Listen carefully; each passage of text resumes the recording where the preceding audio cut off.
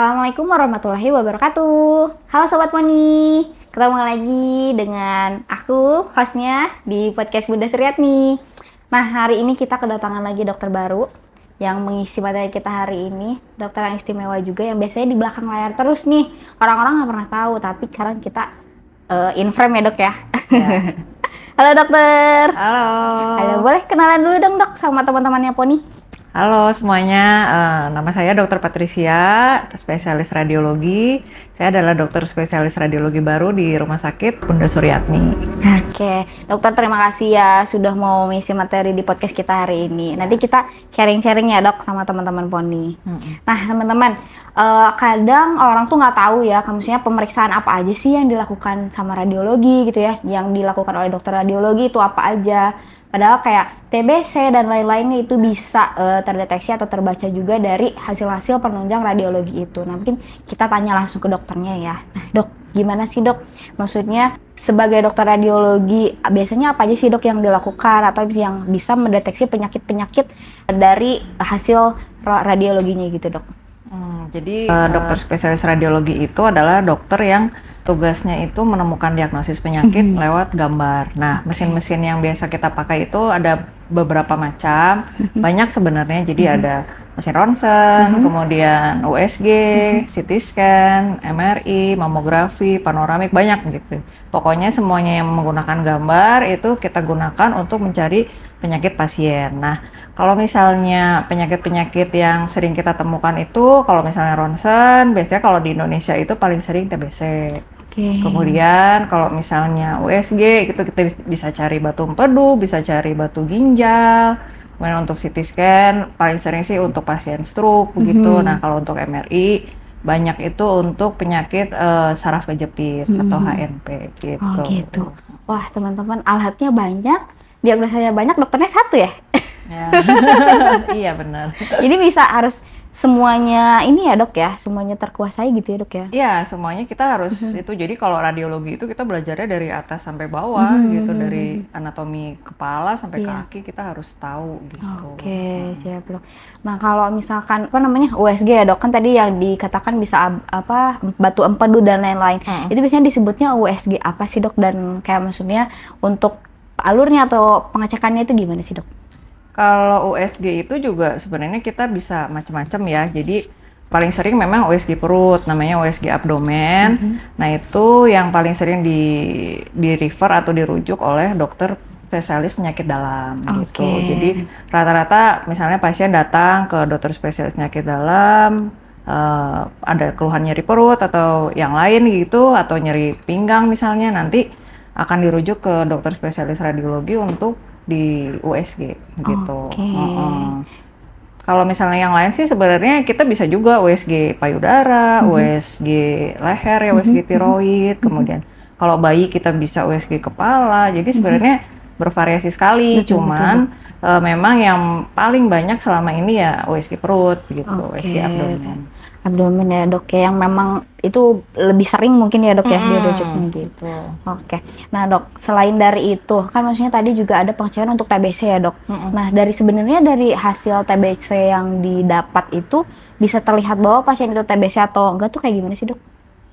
Ya, kalau dari ronsen sebenarnya ya ada gambaran yang khas biasanya. Jadi ada apa ya, gambaran infeksi gitu, terus warnanya lebih putih, kemudian kadang-kadang ada kavitas. Jadi kavitas itu kayak semacam lubang begitu di paru-parunya begitu ya.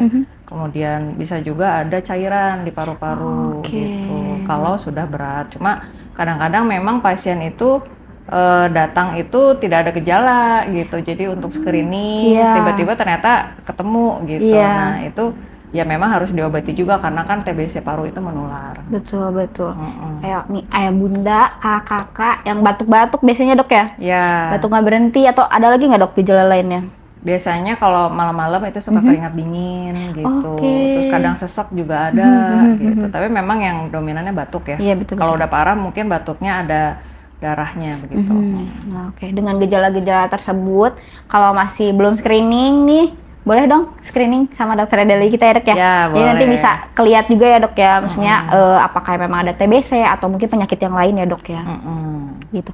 Nah dok, tapi selain dari itu, kalau misalkan dari ronsen ya dok, yang paling sering ditemui tanpa gejala selain TBC ada lagi nggak sih dok?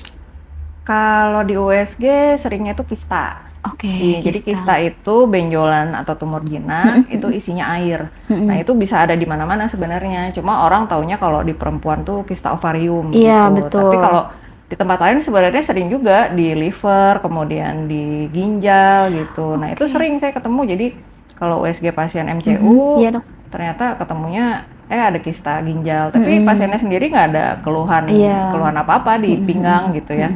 Jadi ya memang mungkin bawaan dari lahir begitu. Coba kalau misalnya kistanya banyak, kadang memang pengaruh ke fungsi gitu, fungsi ginjal jadi turun gitu. Jadi memang harus dicek lagi lebih lanjut begitu.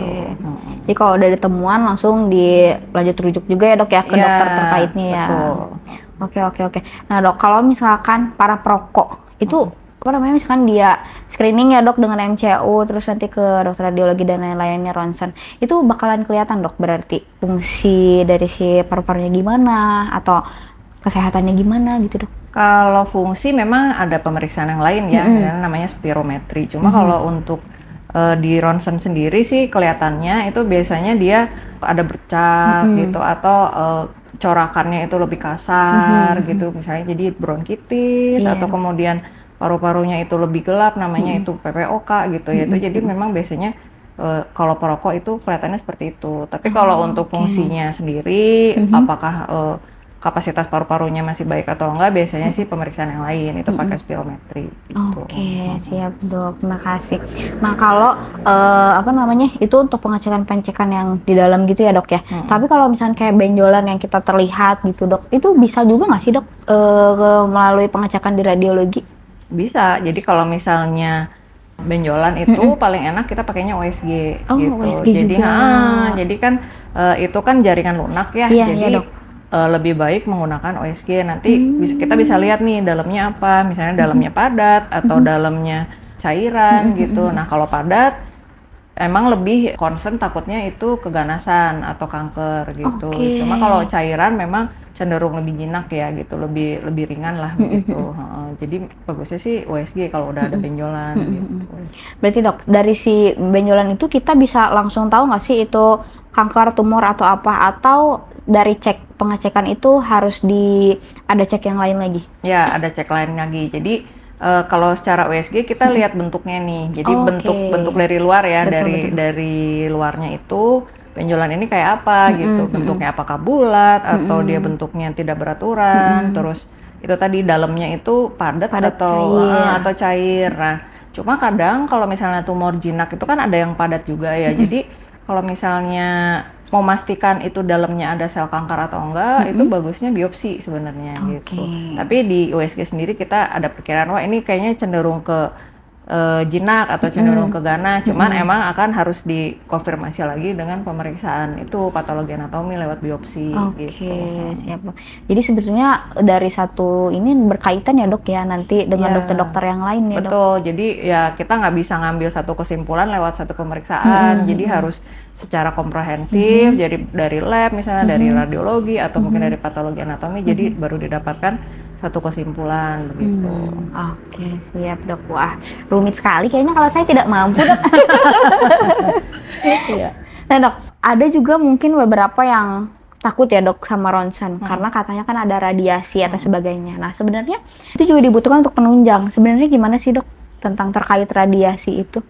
Jadi radiasi itu pemancaran energi ya lewat partikel atau gelombang elektromagnetik. Nah, radiasi itu ada dua, ada yang pengion sama non pengion. Nah, kalau yang kita gunakan di kedokteran itu namanya radiasi pengion. Radiasi pengion itu radiasi yang bisa mengionisasi atom di bahasa fisikanya ya. Artinya dia bisa merubah DNA. Tapi kita nggak perlu takut karena pada dunia kedokteran itu menggunakan radiasi itu kita ada prinsipnya namanya ALARA. Jadi menggunakan dosis serendah mungkin untuk mendapatkan informasi yang memadai gitu. Jadi nggak mungkin kita pakai dosis yang berbahaya gitu untuk pasien. Nah, begitu kita dapat informasinya kita pasti nggak akan menggunakan pemeriksaan yang berlebihan, menggunakan radiasi gitu. Jadi pasien sih seharusnya tidak perlu takut gitu, karena manfaatnya lebih besar daripada kerugiannya begitu.